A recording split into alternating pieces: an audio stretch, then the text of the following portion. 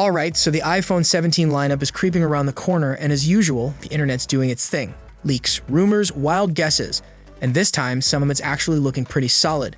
So let's break down what's shaping up so far, because some of this stuff is genuinely unexpected. Starting with something kinda wild, someone digging through the iOS 26 beta found a new wallpaper. Nothing out of the ordinary, until they spotted the screen resolution attached to it. 1260 by 2736. Now, the current iPhone uses that resolution, but guess what? That lines up exactly with the rumored iPhone 17 Air, this super slim 6.6-inch model Apple's supposedly been working on. We've heard whispers for months, but this is the first real hint baked right into Apple's own code. So yeah, it's looking more real by the day, and it might be landing as early as September. But wait, there's more. Apple's apparently cooking up a new MagSafe charger, and this one supports the Qi 2.2 standard. Translation? Way faster wireless charging. We're talking up to 50 watts, which is nearly double the current iPhone speeds. Now, to be clear, that doesn't confirm the iPhone 17 will charge that fast. But why make the charger if they're not planning to use it? Plus, all that talk about reverse wireless charging your AirPods or Apple Watch just by laying them on your phone, might finally become real. Maybe. No promises. Back to the iPhone 17 Air for a second. Yeah, it's gonna be light. Like feather light. Around 145 grams. But there's a catch. Apple apparently had to shrink the battery weight down to make that happen. It's rumored to be 2800 milliamp hour, which, yikes, that's iPhone 12 levels. The workaround? A new smart battery feature that supposedly learns how you use your phone and shuts down stuff you're not using in the background. In theory, it should stretch out your battery without you even noticing. Whether that actually works or just sounds cool in a keynote, we'll see. Now, if battery life actually matters to you, the Air might not be it. You'll probably want to look at the Pro models. But even the base iPhone 17 has some curveballs this year.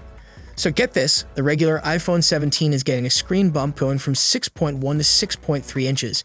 And for the first time ever, 120Hz refresh rate is coming to the non-Pro model. Sounds great, right? Except it's not adaptive. It's stuck at 120Hz full-time, which could be a battery killer.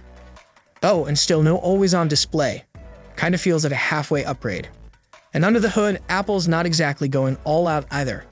The base 17 is rumored to stick with the same A18 chip as last year's iPhone 16, and still 8 gigs of RAM. Meanwhile, the higher-end 17s are jumping to 12 gigs for some of the new features.